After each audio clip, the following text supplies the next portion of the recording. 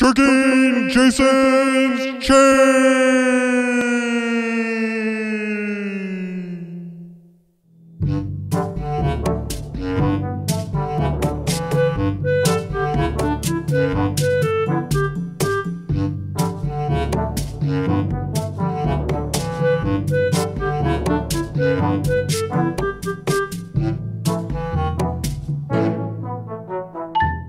So about a year ago, the state of Virginia passed a law allowing people with concealed carry permits, you know, those little pieces of paper that tell you you're allowed to carry a firearm without anybody else knowing you have it.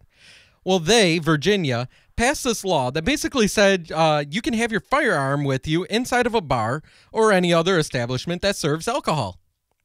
Of course, just like every other time the government attempts to give citizens their rights back, those on the left make false claims that it'll end more in bloodshed and shootouts than actually help anyone. For some reason, they think law-abiding citizens will turn into Western outlaws once they have firearms strapped to their side. Well, cut to a year later, and it turns out the left was wrong, as usual. Not only did gun crimes at bars not actually rise, it dropped from 152 reported incidences 2 years ago to 145 this past year. That's like a drop of 1,000%. Okay, maybe it's only 5.2%, but it's still a drop, isn't it? A far cry from what the left was claiming would actually happen. In fact, David Ritgers, an attorney and former Army Special Forces officer who's now a legal analyst for the Cato Institute, said a number of the 43 states that are adopting concealed carry measures like Virginia's have seen no appreciable raise, and in some cases a decline in violent crimes. But this should have really no surprise to anyone. The places in the U.S. with the most shootings have the most restrictive gun laws. Except for Detroit. Still haven't figured that one out. But statistics don't lie. The more legal people with guns, the more unsure the bad guys are. Think about it. Grandma is a great target, but only because Grandma can't fight back. If you take 5 grandmas walking down the street and you know 2 of them are strapped, but don't know which ones they are you really willing to take the chance to rob any of them? It's okay, I'll wait while you think about it. You're right. I didn't think so either. And that's the reason we have carry permits. And back to Virginia's case.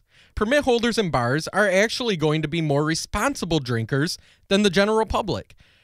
I mean, they spend time and money to be able to exercise their right to carry a gun, and they don't want to jeopardize that.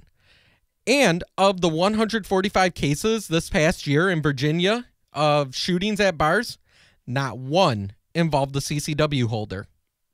So while the bad guys are still out there, and they'll carry their guns into bars illegally, and there's no law that'll ever stop them. So when the government restricts where legal gun owners can go, they're really just hurting the general public because there's no one to offset the bad guys. Does anyone remember what happened at Virginia Tech?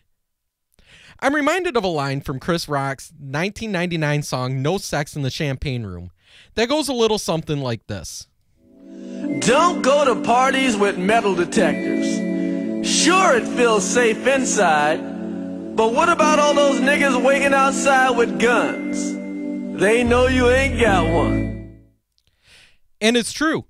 Any place you outlaw guns, then only the outlaws have them. You can agree with me or not. It's up to you. But if you don't, it just proves you're a leftist commie pinko that has wet dreams about Chairman Mao.